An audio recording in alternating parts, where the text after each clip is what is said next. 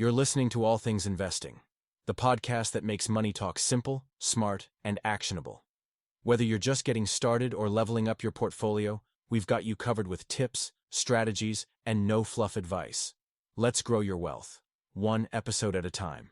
You know that feeling, right? You get this spark, this amazing idea, maybe a business or a book or just, I don't know, a skill you want to learn. Oh, yeah. It feels huge, full of potential. Exactly. And then nothing. It just sits there. That brilliant idea gets stuck behind this, invisible wall. Fear. It happens all the time. That jump from just thinking about it to actually doing something, it can feel massive. Totally. And that's what we're diving into today. We want to really unpack this fear of getting started. Where does it even come from? And crucially, give you some actual usable ways to push through it.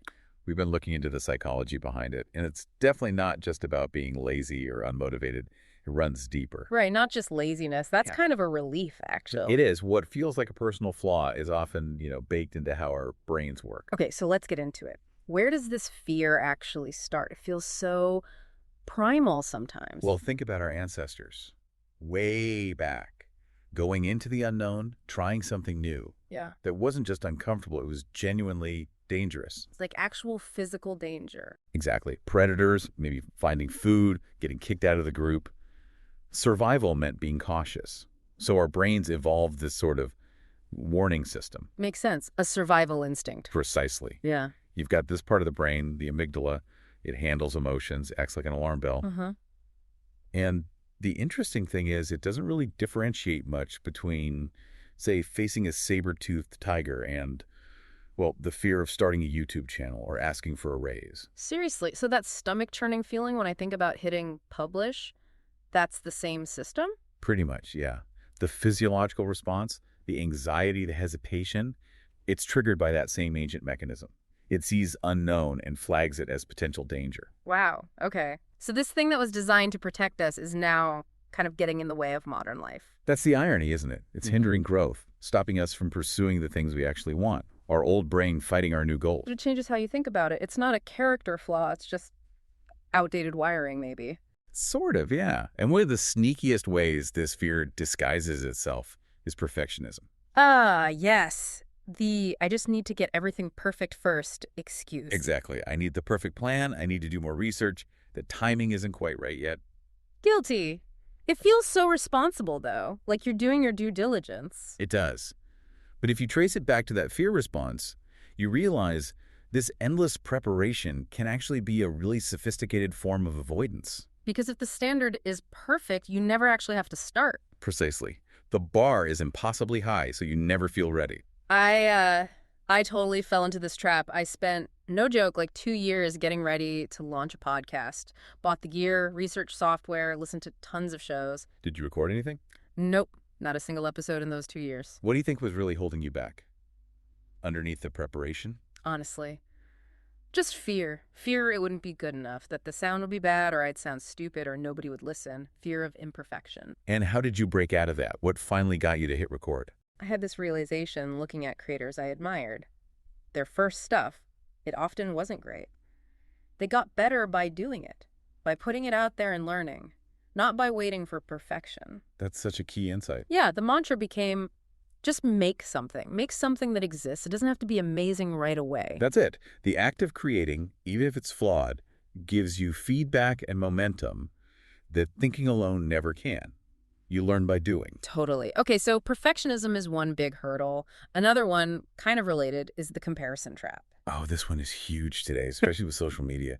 We're constantly seeing the highlight reel. Right. You see someone's thriving business or their finished book or this amazing piece of content. And you're looking at your own messy, uncertain, just starting out idea. And you immediately feel discouraged. Why bother? I'm so far behind. You're comparing your chapter 1 to their chapter 20. It creates this totally distorted picture. It makes starting feel almost pointless because you're measuring your behind the scenes against their polished final product. We forget all the struggle, the doubts, the failures they probably went through to get there. Exactly.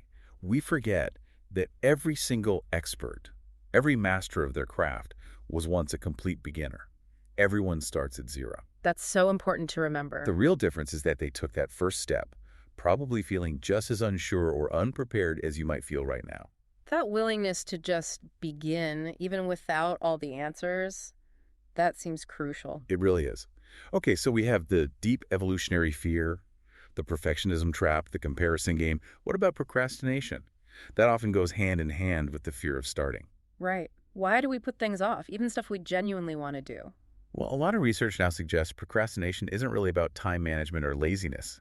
It's more about managing emotions. Managing emotions, how does that work? Think about it. Starting something new, something challenging, Yeah. it can stir up a lot of uncomfortable feelings, right? Like anxiety, feeling overwhelmed. Exactly. Anxiety about the unknown, overwhelm at the size of the task, fear of failing, and sometimes even a fear of succeeding. Wait, fear of success. That sounds counterintuitive. It does, but it's real. Success means change. It means new pressures, maybe higher expectations, maybe even losing the identity of being the person who could do something great, but hasn't yet. Huh. There's a weird safety in just having potential, isn't there? There can be, yeah. So when we think about starting the task and all these negative feelings bubble up, procrastination is basically our brain going, nope, let's avoid feeling that right now. So we scroll social media or clean the kitchen, anything but the task. Exactly. And it works. For a little while, you get relief from the anxiety. But then the guilt creeps in. Right. The Yeah. temporary relief fades, and you're left with guilt, maybe more anxiety because now you have less time. The task feels even bigger and more daunting. Which makes you want to avoid it even more. It's a vicious cycle. A classic procrastination loop. And another layer here can be the paradox of choice. Having too many options can actually freeze us. Oh yeah, tell us about that again. Basically, if you have too many choices, deciding becomes stressful. For a passion project, the possibilities might seem endless. Which idea is best? What's the right first move? Where do I even start? And the fear of making the wrong choice stops you from making any choice. Exactly. You get paralyzed by the options. But the truth is, for most things, there isn't one single right way to start. The most important thing is just to choose a way and get moving. Even if it turns out to be the wrong way? Especially then. You learn something valuable. Making a choice and learning from it is almost always better than staying stuck in indecision. Any action creates data. Okay, wow. So there's a lot going on under the surface when we hesitate to start. The old brain wiring, perfectionism, comparison, managing emotions, too many choices. It feels like a lot to fight against. It can feel that way, but the good news is there are really effective strategies. And many of them work with our psychology, not against it. A really powerful idea is the science of small beginnings. Small beginnings. I like the sound of that. Less intimidating. That's the whole point. The idea is to make the act of starting so ridiculously small that it bypasses that fear alarm in your brain. So you sneak past the amygdala. Kind of, yeah. If the first step feels trivial, insignificant, the alarm doesn't go off, think about the 2-minute rule. Right, if it takes less than 2 minutes, just do it now. We can adapt that. Instead of write my novel, the goal is write for 2 minutes. Instead of launch my business, it's spend 2 minutes brainstorming one problem I can solve. That feels doable, even when you're feeling resistant. Exactly. It lowers the barrier so much. And crucially, it builds momentum. Often, the hardest part is just starting. Once you've taken that tiny action, the resistance often fades. You might even keep going past the 2 minutes. You've broken the inertia. Precisely. And building on that is the concept of a minimum viable start. It's borrowed from the tech startup world. Okay, what does that mean for a personal project? It means asking yourself, what is the absolute smallest, simplest version of this thing that I could actually do today? Not plan, not research, but do. Can you give some examples? Sure. If you want to start exercising, maybe the MVS is just putting on your running shoes and standing by the door.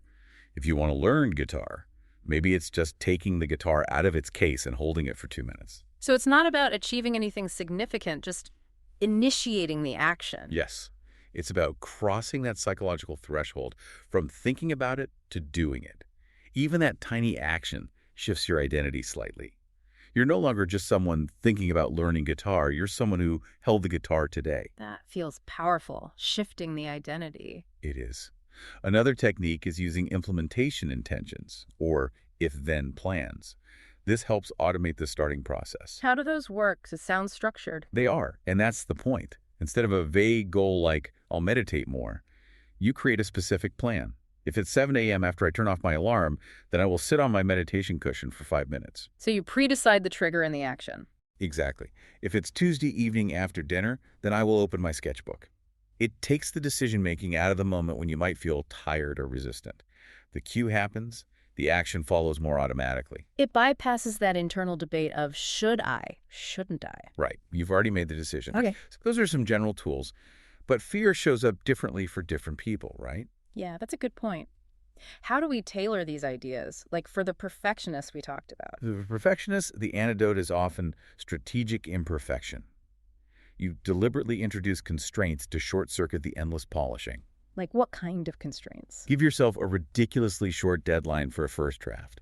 Limit your resources. Maybe only use basic tools. Or, scary as it sounds, commit to sharing your work before you feel it's ready. Get feedback early. Force yourself out of the polishing phase. Exactly. There's a great story about a novelist who had terrible writer's block. Her fix: she committed to writing one deliberately bad page every single day. Intentionally bad. Intentionally bad. Not mediocre, not okay aiming for terrible. It took all the pressure off quality, and suddenly the words started flowing again. And often, those bad pages had kernels of good ideas in them. That's brilliant. Okay, what about the opposite? The person who gets lost in planning and research, feeling like they need to know everything first. As the overwhelmed planner, you need learning by doing deadlines. Set a strict time limit for research. Say, I will research this topic for 3 days, and that's it. And then you have to start, ready or not. Then you have to start with whatever you've learned in those 3 days. Maybe set a timer, research time over, action time begins. It's like learning to swim. Yeah. You can read about buoyancy forever, but eventually you just have to get in the pool. You learn by splashing around a bit. Exactly. Practical experience teaches you things that planning never can. Okay, and the person stuck in the comparison trap, seeing everyone else's success and feeling paralyzed. For them, it can help to actively cultivate a beginner's mind. Maybe even try a short meditation focusing on the joy of simply being new at something, without judgment. Think about how kids learn. They just try stuff. They don't worry if their drawing is worse than Picasso's. Right. You could also create a physical reminder, like a beginner's wall. Post quotes about starting, maybe pictures of famous people's early clunky work, photos of yourself when you were a beginner at something else you mastered. Celebrate being new. Reframe being a beginner as exciting, not embarrassing. Exactly. And what about the all-or-nothing thinker? The person who feels like if they start, they have to commit 110% forever, so they never start. Yeah, that feels like a big commitment. So for them, use experimental commitment. Frame it as a trial. I'm not deciding to become a marathon runner forever. I'm committing to trying the Couch to 5K program for the next 8 weeks. So you give yourself an out, a defined endpoint. Precisely. It lowers the stakes. I'll try writing every day for just 30 days. Or I'll take this online course for 1 month. Often, just getting started breaks the fear, and by the end of the trial, you might actually want to continue. But the initial commitment feels manageable. These are really practical, tailored strategies. Love it. Beyond these specific mindsets, are there general habits or routines that just make starting easier over time? Absolutely. Building starting rituals can be incredibly helpful. Consistent routines act like cues for your brain, signaling that it's time to shift gears and begin. What kinds of rituals work well? Environment design is huge. Create a dedicated space, even if it's tiny, just for this new thing. Keep it clear of distractions, and crucially, set it up so starting is easy. Reduce the friction. Totally. If you want to write, have your notebook and pen right there. Want to exercise? Lay out your clothes the night before. Learning an instrument. Keep it out of the case, visible and ready to pick up. Make the path to starting the path of least resistance. Yes. Another simple but powerful habit is the 5-minute rule for showing up. Commit to just being present with your project for 5 minutes every day. Not necessarily working hard, just being there. Exactly. Sit at your desk, hold the instrument, stand on your yoga mat. You don't have to be productive in those 5 minutes. The goal is just to build a consistent habit of engaging with it, making starting feel normal, not like a huge event. Training the show-up muscle. Precisely. And finally, don't underestimate accountability. Fear loves secrecy. Make your intention to start visible somehow. How can people do that? Join a writing group, find an exercise buddy, hire a coach, even just tell a friend, my goal is to spend 15 minutes on X every day this week. Knowing someone might ask you about it can be surprisingly motivating. That external check-in. Yeah. Or use a streak system, like Jerry Seinfeld supposedly did with writing jokes. Get a calendar, mark off every day you do your minimum start. Your goal becomes don't break the chain. It shifts the focus to the consistency of starting, not the daily output. That's a great visual. Focus on the habit itself. Okay, we've covered a lot about getting over the initial hurdle. But what about how we think about failure and success once we do start? That seems tied into the fear, too. It's absolutely crucial. Our traditional view of failure as something bad, something to be avoided at all costs, directly fuels the fear of starting. We're afraid to start because we're afraid to fail. So we need a mindset shift around failure itself. Definitely. We need to reframe failure not as an endpoint, but as data, as information. Every time something doesn't work out as planned, you've learned something valuable about what doesn't work. Like Edison and the light bulb. All those attempts weren't failures, they were steps. Exactly his perspective. He reportedly said he hadn't failed, he'd just found 10,000 ways that won't work, each attempt to give an information that guided the next one. If you see failure as simply feedback, it loses its sting. There's no real failure, just learning. That takes a lot of the pressure off. It really does. And related to that, we need to redefine success, instead of only celebrating the big final outcome. We should focus on the process. Focus on progress. Celebrate the small wins. Did you show up today when you didn't want to? Win.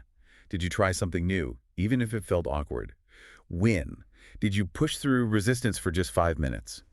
Win. Acknowledge the effort, not just the result. Yes. Maybe keep a progress journal. Not just what you did, but what you learned, how you overcame a small hurdle. Looking back at that record of small steps can be incredibly motivating when doubts creep in. Success becomes about growth and learning. I like that. And you mentioned earlier, starting is like a muscle. It really is. The more you practice starting, the better you get at it. Pushing through that initial fear and resistance builds your capacity to do it again.